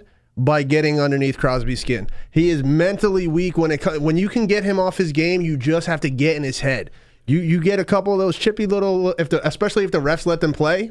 You get Crosby, he's going to whine. You know he's going to whine as quick as possible. Then he'll start doing some BS, Bush League stuff. I can see Malkin with a couple of slew foots in this series. I was going to say, Malkin's known for retaliating. If people are yapping at him and doing whatnot, he'll turn around and give you a slash or whatever it is. But I feel like Malkin still plays. He might even pick up his game in spite of that. But Crosby, you can get in his head, and then, dude, you change the way he plays. Like, he'll be too busy trying to yuck it up or whine to the ref where he's like, oh, wait, I forgot. I'm one of the best, if not the best player in the league. Let me just play my game and then take the series. And then you have Claude Giroux, who's never played better. He's never played better this season. He's first flyer ever to be over the age of 30 or older to score 100 points in the season. With the history that's behind that franchise, it's pretty incredible. Yeah. Wow, I mean, he's pretty crazy. He's just played incredible. Then you got Voracek, who's a stud in his own right. You got Couture, he's had a breakout season again. He's just constantly been getting better each season, but now he's an actual offensive threat. Yep. I mean, it's you got Nolan Patrick, the number 2 overall pick last year. He's been playing a lot better. The last game that they played against the Rangers, I mean, I was like, damn, this dude he's a player now. I mean, it took a while for him to get his feet, wet and comfortable in the league, but he looks solid. I mean, it's going to be tough for me to go against Pittsburgh, but I can easily. This game will go 7. It's going to be bloody. It's going to be rough. I'm still going to go with Pittsburgh, but like I said, if you can do the things I said, get under Crosby's skin. Just make it almost like play old Flyer hockey. Even though they're more of a skilled team, bring it back to the way they were just gooning it up, and I could see that Philly could steal it. So. See, what's the likelihood of that, though? Because they played 4 times this year, and Pittsburgh has scored 5 goals in every single game against Philly. I hear you, but like regular season, though, as much as you kind of want to put stock in it because it happened, the playoffs is just so different. But then, of course, Philly does have that question mark, as they always have, I feel like, since the beginning of the time, is goaltending. Yeah. Brian Elliott is. Absolutely. I'm not confident in Elliott, but then again, Murray on the other end. I feel like we talked about this off air. A lot of his, oh, he's so amazing is BS, dude. Yeah. He's got 2 cups, but once again, players individually don't don't win win team cups. in front of him. Yeah. He an is incredible the most team. overrated goalie that's currently out there just because of his 2 cups. But that's also a thing. He seems to step it up in the playoffs. He's nowhere to be found in the regular season. It doesn't seem to matter. Pittsburgh gives up all these goals. They still win games. I think that a lot of that also has to do with the fact that he knows that they had Marc-Andre Fleury, and if he did not step it up in the playoffs and play his A+++ games, he was going to get pulled. Because the Penguins are cup or bust. Pretty much every year that they have Crosby and Malkin on that team, they're going to be a cup or bust. Yeah. And without Fleury backing up Murray this year, and with him being gone, I think that that's a huge weakness. And Pittsburgh allows 3.02 goals per game. They give the most amount of goals that of any playoff team. So in the playoffs. That's definitely a worrisome. And they traded away Ian Cole, another good defenseman. He's not a big name by any means. If you're not an avid hockey fan, you probably don't know who Ian Cole is. But you want him on your team. Yeah, he's a Coles. shutdown defenseman. He's somebody who's going to stand in front of the puck and block it. He's not going to score you goals, but he's going to save goals. He's going to make good plays, and he's going to make good outlet passes. And that's what Pittsburgh's missing right now. And when was the last matchup when they Pittsburgh in the regular season? Because Philly's been such a weird team. Hell, they lost 10 games in a row at one point in the season. They've been such a weird team in the regular season. But I mean, I feel like they have been one of those teams the last month, 2 months. They were definitely one of the better teams. So the last game they played was March 25th. Okay, not too far. And the final score was actually 5-4. It went to overtime. I remember that game. And the game before that was March 7th, and Pittsburgh won 5-2. And that was in Philly, that game, and then and the other ones were way earlier in the year. But we were just talking about Tampa and how they can't kill the penalty at all, and Philadelphia, they're worse at 75.8. So and Tampa was at 76.1. 76.1. So it's like, I mean, I hear what you guys are saying. If Philadelphia can make it dirty, but can they really do it? And if they do, it will be against the number one power play. Pittsburgh has the number one power play. Exactly. So that's where I really look at the matchup here, and I mean, to me, Pittsburgh's got one of the best offenses in the NHL going against the defense that's kind of mediocre in my opinion. They're up and coming. Yeah, they got a lot of young talent on that team. Ivan Provorov, he's drafted 2 years ago, I think 9th overall. Yeah, he's gonna be a stud. He's already good. What has he got? 17 goals on the year. He's solid. They've got Shane Gostisbehere. They call him the Ghost. Ghost Bear. He's a really good defenseman too, but they're just young. They're inexperienced in the playoffs for sure. All right, let's. What series? You guys are all hyping up Philly. What do you got? I've got Pittsburgh in 7. Okay. Well, yeah. I even though I was hyping up Philly, I do have Pittsburgh in 7 because the team you don't want to put on the power play is the Penguins, especially if you got a crap penalty kill. It's like, and it all depends if the refs couldn't change a series. Are they going to put the whistles away, let them play, or is every little infraction going to be called? Because then then it might not go 7 in that case. Yeah. Go ahead. No, I got Pittsburgh in 7, definitely, but mostly because I do want Washington to see them again in game round 2. And nice. Yeah, I think that would, Yeah, I'm a Patriots fan, and when we're going towards the Super Bowl, as long as the Giants aren't in it, I feel good. But I don't want to face the Giants, but I commend you for wanting to face a team. No, I want blood. I'm out for blood this time. I'm not even on that team, but I'm out for blood. Yo, we will win. I'm saying we. There's no way that we'll lose in that round. We'll get to that in a second, I'm sure. All right. Well, to me, Philadelphia doesn't even deserve to be in the playoffs. They're barely over 500. If this stupid point system didn't exist, Florida would be in and they wouldn't. So, Pittsburgh, they're kind of the class of the NHL, and even with some of their injuries, I mean, yeah, they are top heavy. We were discussing a little bit off air, but I mean, am I crazy for saying that they still have 2 of the top 5 players in the league? And yeah, they give up goals, but it doesn't really matter. Philly kind of sucks. I say Pittsburgh in 5. Philly's your Vegas Golden Knights. I'm still giving Philly a game, though. I don't think that you're wrong. I think that Pittsburgh still is the class of the NHL, but they're very top heavy, and they need production from their bottom 6, and their defense needs to step up. Now, we didn't talk about Chris Letang coming back. That is huge. He did not play last year in the postseason. He had a neck injury. He did not play 1 game. He's a top 10 defenseman in the league. Yeah. He's going to make a huge difference for Pittsburgh, and that could be a difference maker for them on the back end. Yeah, and they also have 1, 2, 3 players in the top 10 in points. So and one of them has the best release in the league. If he's got the puck and he's skating up on a one-on-one, you don't know if he's going to deke or shoot because it's impossible to tell when the guy's going to release the puck. It's Phil Kessel. Yeah. All right. I forgot about we didn't even talk about him at all. It's crazy. He is the most common man in the NHL. I love Phil Kessel because it's dude looks like he just eats burgers and drinks beers. But yes, he definitely does. He's just so incredible. We were talking about this, about how he missed the USA Olympics 4 years ago. Or was it 2 years ago and it was the world champion? It was one of them. And USA was losing on the ice. And he tweeted out, I feel like I should be somewhere doing something right about now, but I'm not. He seems like he's a hard player to hate. I usually can't stand any Flyer or Penguin, but Kessel's a tough guy to dislike. Yeah. All right, moving on. I'm just going to go right ahead. I have Tampa and Boston. I'm the only one who has that. I'm saying Boston in 7. Not having quality goaltending, I think, will finally catch up with Tampa. Wait a second. Did you change your picks? No, I picked Tampa over New Jersey, and I picked Boston over Toronto. Oh, I thought you had. No, I wanted to pick New Jersey, but I just couldn't because all these. I thought you'd taken Toronto. What? Are you crazy? No, I thought you had Winnipeg beating Toronto in the Stanley Cup final. No. That hold your horses, all right? Slow your roll. We'll get to that. No, I have Boston in 7 against Tampa. Like I said, the quality goaltending is gonna finally catch up with Tampa if it doesn't already against New Jersey. And if Boston's playing New Jersey. we'll watch that series together. You know what it was? You know what it was? When I asked you to guess what mine was, you said that I had Winnipeg over Toronto, yeah. And I said that you were close. Okay, but we'll find out what mine is in a little while. You should write your stuff down on a piece of paper. I've actually got mine right in front of me on a computer screen here. So he's in 2018, Clint. Yeah, new school. I'm old school. So I think if Boston survives Toronto, that's going to be the thing. If they survive Toronto. I think they'll be healthier, and I think they'll be ready to steamroll through. Carmine, what's your series? It'd be Tampa and Toronto. Yep. I'm going Tampa. Okay. Tampa in that series.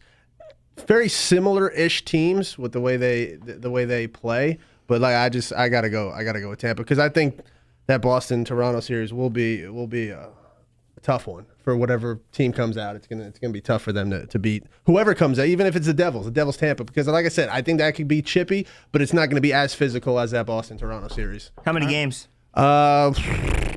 We'll go 7. Oh, you keep copying me, man. Oh, really? That's what I had. I had Tampa and 7. Hey, you're going second, so like, Maybe I'm copying you. I'm trying to write them down beforehand so it doesn't seem like so that. you got Tampa over Toronto in 7. Yes. All right, James.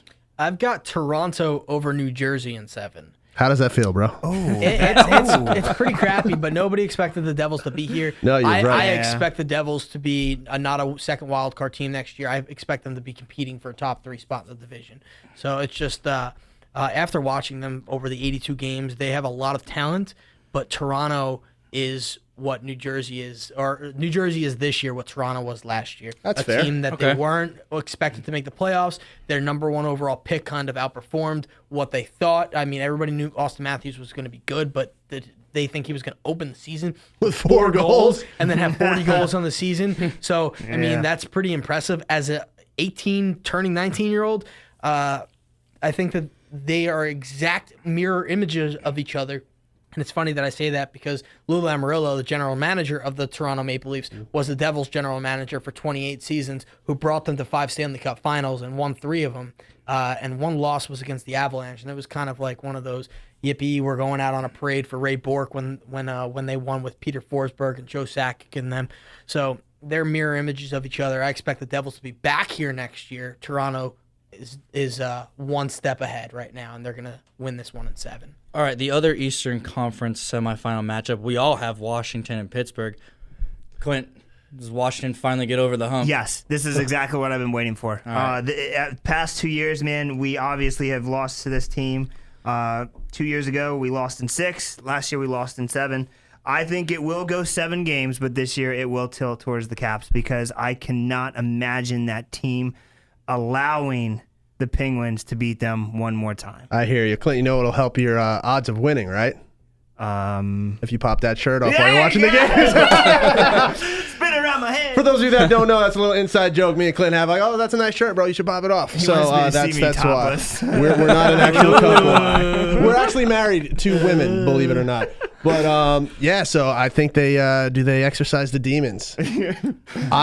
I'm just for you. I kind of want to say Washington, but yeah. Man, it's kind of hard for me to say Washington. It's gonna be a good series, man, by far. But I cannot imagine that team after what they've been through, and we have new talent there. You know, I do not see them losing again in the same damn round. I can't fathom it. So for you, I'm gonna go Washington in 7, even against my better judgment, because I'm hoping I could put that out in the universe, because Pittsburgh can't repeat. No, as long as Pittsburgh doesn't win again, I will be happy. What number you wear? During the game? Yeah. Oh man, probably Mahopey. No, it was a joke because you were saying to me, we just as everybody has. So I had Good to call. call Good it call. 60. Good call. Yeah, Good call. Yeah. I wish you would have been like, I'm not going to be wearing a shirt. Yeah, Carmine wants me topless. That felt good. Finally, after the hour of talking, we got to what you wanted to talk about. I've got the Caps moving on. Thank you. So I can firmly say that. I think the Penguins, their end runs now, or their run ends now. It's going to come short. 2 in a row is great. It's not going to be the Islanders of 84 and 85 and whatever it was back in the 80s, which is the last team to do 3-peat or more. It's not going to happen. Washington's going to win this one, and pretty handily. I think it's going to be in 6, and I don't think all the games will be all that close. Oh wow. Yeah, I think That would be nice to see. I know, and this is bold, but I think Washington has had enough. Enough is enough at some point. And I'm going to use a reference, the Yankees and the Red Sox. The Yankees would beat down on the Red Sox, beat down on the Red Sox, beat down on the Red Sox. They haven't won in forever.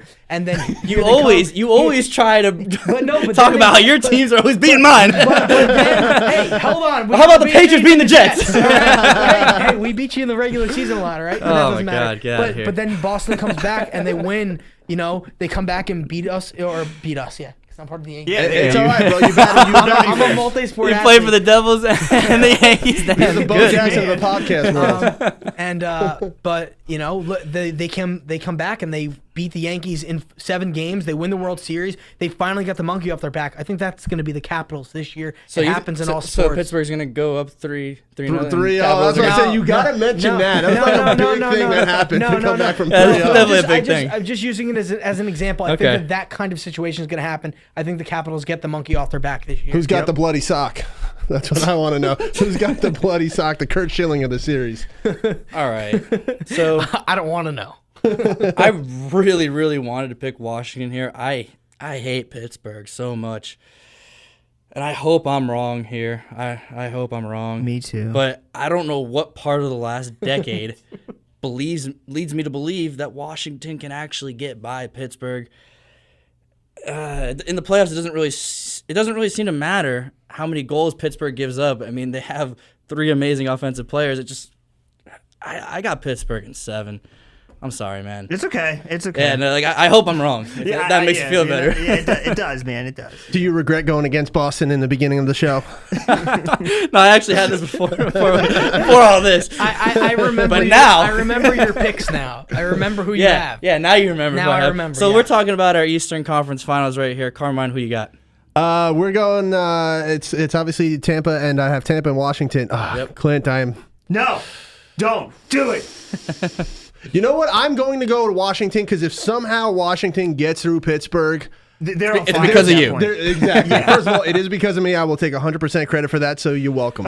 You guys can thank me because I know you're part of the team. I just think it'd be so tragic if the Capitals beat the Penguins only for a veteran to be like, I got out of the second round, but now I just got bounced. So, oh well. So yeah, I'm going Caps in 6. Okay, Clint. Do we have to ask him? Yeah, Yeah, we do. I have obviously Capitals, but I have them in 5. I think if we can get past 5. 5. It's not even going to be a series. No, why don't you pass that around to the rest of us, dude? Seriously. Sorry. Sorry, I used it all. I've got nothing left. Clint thinks it's a best of 5. He thinks it's a best of 5 series when you get past the first 2 rounds. He doesn't know. He's like, oh, it's still 7? No, because I don't see it. I love Pass it. that around. Yeah. No, if we can get out of that second round, I do see us beating who I think would be Tampa. And I'll say 6 now because peer pressure. No, I definitely see us winning that series. I don't think Tampa's given us too much of an issue this year. But I think if we get out of that second round, we'll be on fire. That would just be the motivation we need to just kind of push through. All right, I've got Toronto versus Washington, obviously. I've actually got Toronto moving on in this series to reach the Stanley Cup final. Boo. And it's going to be a crazy Stanley Cup final because I'll have Toronto, Nashville, and we'll get into that. But this is going to be a really close series. Toronto Capitals, it's going to go 7 games. I think 5 games go to overtime. This is going to be a nail-biter. Sit on the edge of your seat, off your couch, whatever it is. Stay up till 3 in the morning to see a triple overtime game type series. That's going to be this. This is going to be one of those Nashville-Winnipeg type series that I was talking about earlier. And I'm really looking forward to it. All right, yeah, I have Boston and Pittsburgh, and once again, hope I'm wrong. All the numbers literally say Boston is the better overall team. They have more depth. They have the better goalie. They have the better overall offense. Side note, I hope you're wrong totally because I do not want to see a Boston-Pittsburgh stand. Yeah, you'd probably blow your brains out. I'd rather sit in the bathroom for 3.5 hours than watch that game. That's not even true. You'd watch it. You'd watch I every would single watch minute. it from the bathroom. You'll rewatch the 4 games of the Vegas night series. There you go. All right. Happier times. While I eat my crab rangoons. But, I mean, even though Boston seems to do very well against Pittsburgh in the playoffs and in the regular season, I mean, Pittsburgh, they look too good on offense, and I mean, it's just coming back to the point of, yeah, their goaltending's terrible, but in the playoffs, it doesn't really seem to freaking matter, which kind of goes against all the rules of hockey I've ever known for my entire life. So Well, you can guarantee a team wearing black and yellow will win that series, though. That's 100% a certainty. Going out on a limb on that one, yeah. But what are the odds in Vegas on that? I got Pittsburgh in 7 on that. Anybody want to say anything about calling anybody stupid about their Eastern Conference picks or that'd be very mean. I think that they're fair. I don't know. This is that kind of the only thing podcast. that I have to add is that I hope that you're totally wrong because I do not want to see a Boston Pittsburgh.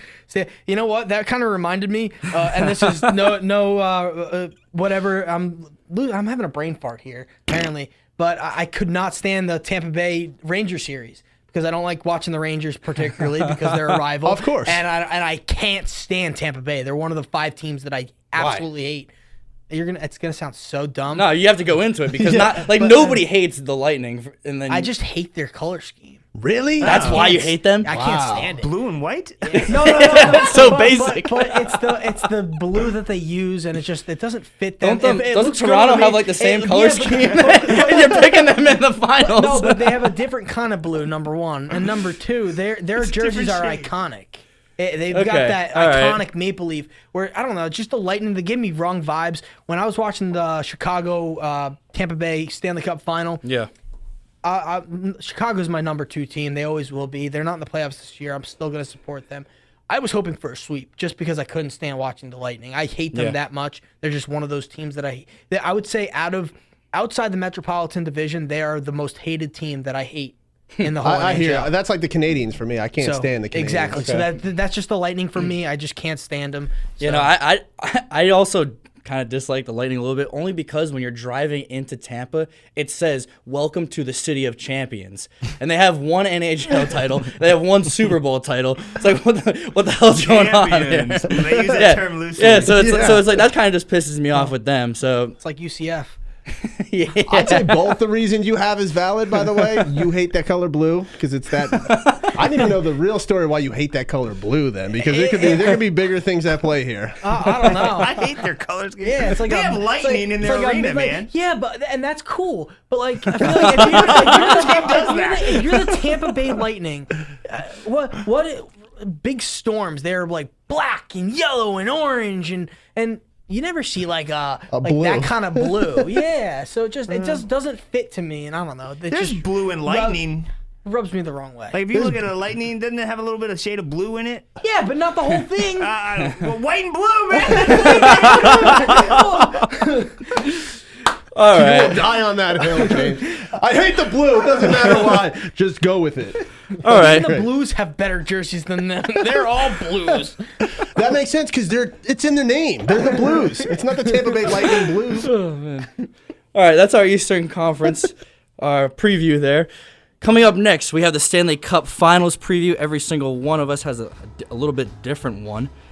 We also have who wins the MVP for the regular season and who wins the Conn Smythe Trophy. Coming up next on BTH.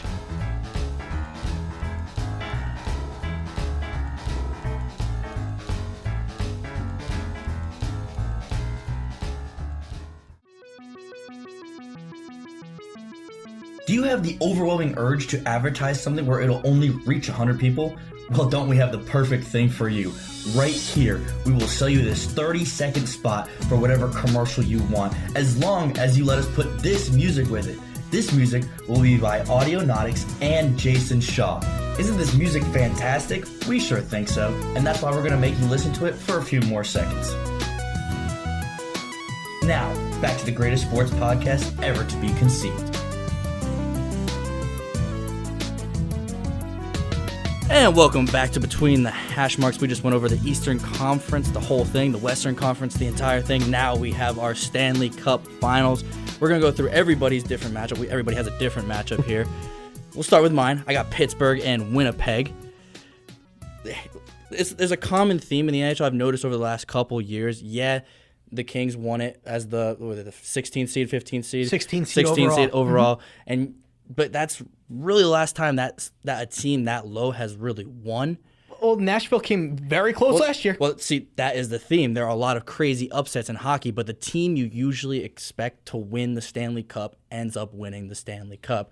When it's the final matchup, the favorite normally wins. More often than not, yes, I could agree with that. So when I have Pittsburgh and Winnipeg, nobody is expecting Winnipeg. Therefore, a turnaround shot that rattled wide. Subban, one more try, deflected over the net, and the Pittsburgh Penguins again are the Stanley Cup champions. Pittsburgh is going to win.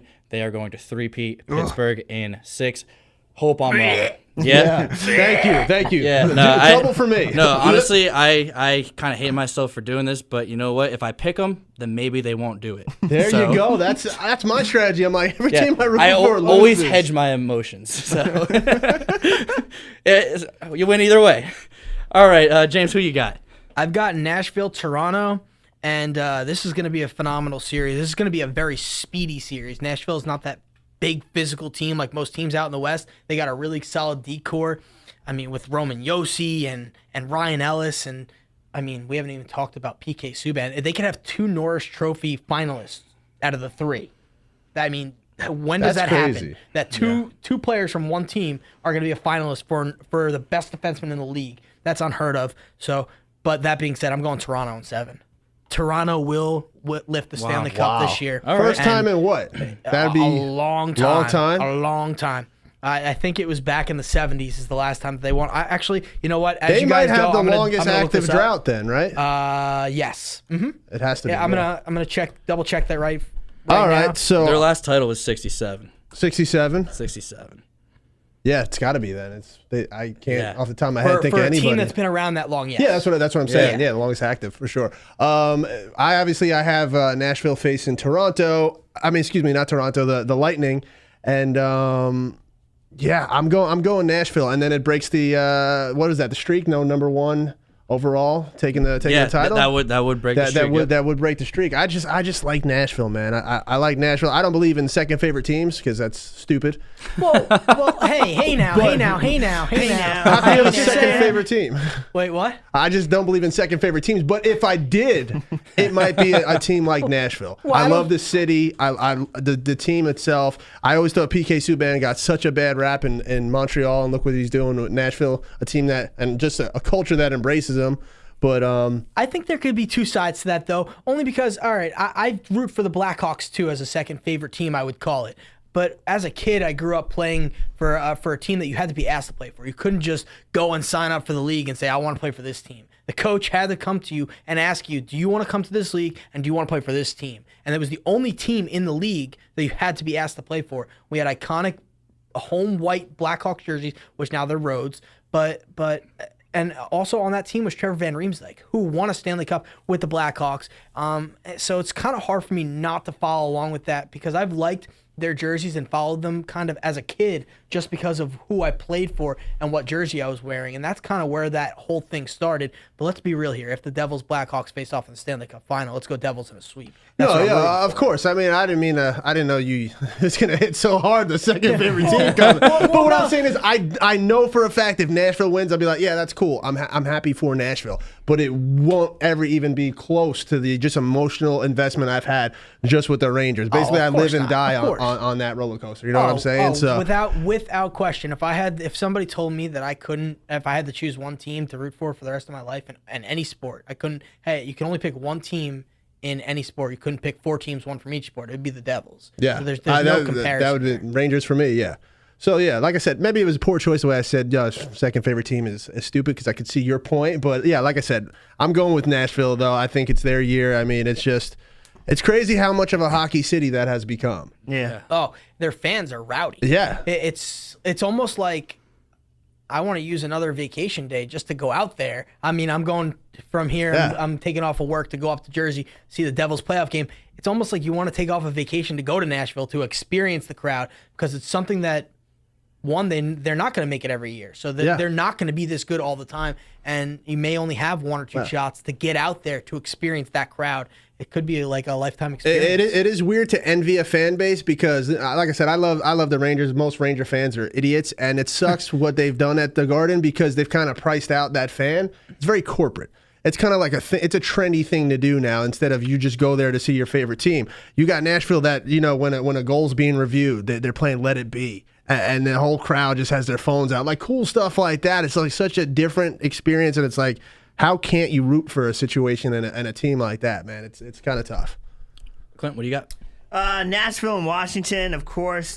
This one's probably going to go 7 games. I don't see a Stanley Cup final ending quicker than that.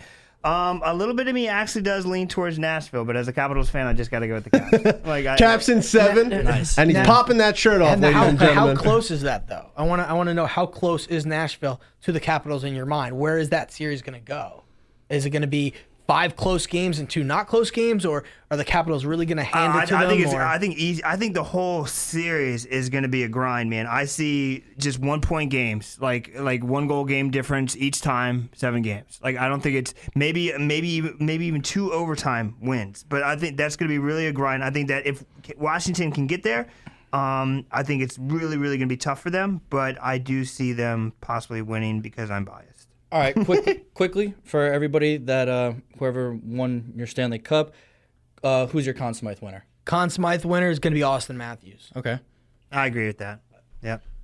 If it's Nashville, we're going Pekka. It's got to be Pekka. Yeah, you gotta pick somebody from your series. How could Austin Matthews win the Conn Smythe? He's not even in the Stanley Cup. That was a solid series, bro. He scored 30 goals. How was it from the couch? All right, hold on. Now, let me come back to me. All right. Well, I'll just go with mine. If Pittsburgh wins, I think it's going to be Evgeny Malkin. I think Crosby's not going downhill, but it's more downhill this year as opposed to other years. It's just kind of how I feel as crazy as it sounds. I don't think Malkin gets the credit he really deserves because of Crosby. Exactly. When they won the cup, the first cup they won, dude, that was all Malkin. Yeah. That was all Malkin. Shot, he carried that team, basically. He carried the team the second half of the season. He's got 42 goals, and he went on like a 23-game streak where he had like 46 points or something like that. It was insane. Yeah. And what people don't realize is only true hockey fans know this, but Malkin and Crosby have never played together. People always say, well, you got Malkin and Crosby. But they play on 2 separate lines, and they have for their whole careers. They've never played together. They both play You'll center. see them sometimes just switch it up. But you're right. They rarely. usually don't pencil in as on the same line. So. All right, Clint, who you got for your Conn Smythe winner? I'll give it to Ovi. Okay. That would be a smart choice, though. Bold prediction. I think it's got to be Ovi if the Capitals. Then you trade him in the offseason, bro. That's how it goes. All right. Last but not least, we have our regular season MVP. I just want to go with who I got here. See, this one I struggled with a lot. So it's tough because Connor McDavid clearly had the best season, but I mean the downside is look how good Edmonton was. They weren't good at all. Then you have Taylor Hall, pretty much did it all by himself, and he only played in 76 games. His team's in the playoffs. Nathan MacKinnon, he had more points than Hall, less games, but you could argue he wasn't really by himself. Claude Giroux, most points on a team that actually made the playoffs. Also can't forget about Nikita Kucherov, leading Tampa to the best record in the East on the best offensive team, but also you could argue he didn't do it by himself. So I just go to the Vegas odds, and I'm like, who's the favorite to win this? And McKinnon is the favorite to win. Vegas isn't wrong, so I'm going to go with him. Okay. All right. It's fair. He's a great choice. He's my 1B. I've got Taylor Hall, and you could say I'm biased, but you are. Him, he had 93 points this year. Nico Hischier had 51, so it was a 42-point differential between 1 and 2 in scoring on a team. That's the highest in the league. He pretty much did do it by himself. He went on a 26-game point streak. I mean, Connor McDavid, he had the best season points-wise, but he's going to win the most outstanding player. That's what he is. But the MVP is who is the most valuable player to his team, and that's Taylor Hall. And I like how hockey actually differentiates that.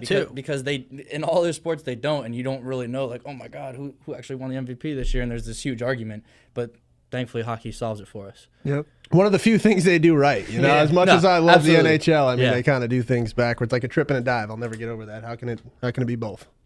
How can it be both?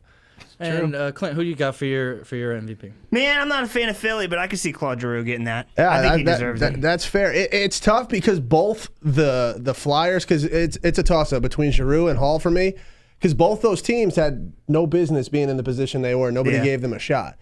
So, and of course, if you take Giroux off that team, Because honestly, Philly, like you mentioned before, the stats are there. They're very close to not even being a playoff team. Mm-hmm. So basically, you have Giroux in almost a Connor McDavid situation, and Tyler Hall. Like you said, I think I'm leaning towards Hall because you take him off that team, bro, and it's this team's last place in the league. You've watched. You're an expert at that. You've watched 82 games this season. They're a growing team, but Taylor Hall has become, for lack of a better term, a man. He went from a child to a man overnight. He's a man. In a sense, he was the captain of Edmonton. He was not a leader there. He played there for 8 years, and he had never finished higher than 14th in the Western Conference. Yeah. I mean, he's been through it all on the losing end, and I think that this season has made him grow into becoming a true captain of an NHL team. He'll be the next captain of the Devils. Yeah. And he's gonna win the MVP this And that's year. crazy. And you know who would love to have him on his wing? McDavid. Could you imagine them two together now? Oh my God. Yeah, So stupid. And Like, the what a person dumb who should be trade. fired is the ex-Boston Bruins general manager. I'm blanking out on always. his name right Shiro? now. No, Shiro's on the Devils now. Okay, Shiro's on the Devils. Who was it? I'm blanking out Something here. with a C. His name's with a C. Clint. No, not Clint. Chevelli or something like that. It's Peter Chevelli. And he should be fired. I mean, he's got to be the worst general manager. You trade Tyler Sagan, then you trade Taylor Hall. What is this guy thinking? Seriously. Who do you think called him up? Like, how would you like to trade Connor McDavid for a mint condition Wayne Gretzky rookie card and $1 million cash? I appreciate probably you do guys it. are making me relive this again. This is hey, awesome. Hey, Appreciate at least it. he's not with the Bruins anymore. Yeah, no. And they're in a better place now. But I mean, if you guys had Tyler Sagan on that team, the Bruins would be unbeatable too. So they'd be a really, really tough team to beat. Just to wrap it up here, I just want to go through the odds for who Vegas has for winning the Hart Trophy. They have McKinnon number 1, Kucherov is number 2, Hall number 3, Connor McDavid 4. They have Kopitar number 5, Malkin 6, and Giroux is 7th. Wow, I'm surprised Giroux's so low. Kopitar and Giroux, to me, are 3 and 4, or 2 and 3. I mean, it should be Taylor Hall, or 3 and 4. I was right. Taylor Hall, McKinnon, Giroux, Kopitar in that order, and that's just my opinion. But I mean, I don't know how those two players are 4 and 7. Yeah, I mean, it's Vegas, man. I don't know. Vegas seems to be right a lot of the time. But I want to except when they root for the Caps to win the Cup, which is like last 2 years. Oh my God. Well, great freaking episode, guys. I want to thank you both very much for coming on. And thank you for having us, guys. This has been fun. Man, this was great. Yeah. Honestly, awesome show. Any last thoughts? Go Caps. CAPS, Caps. You're listening to BTH.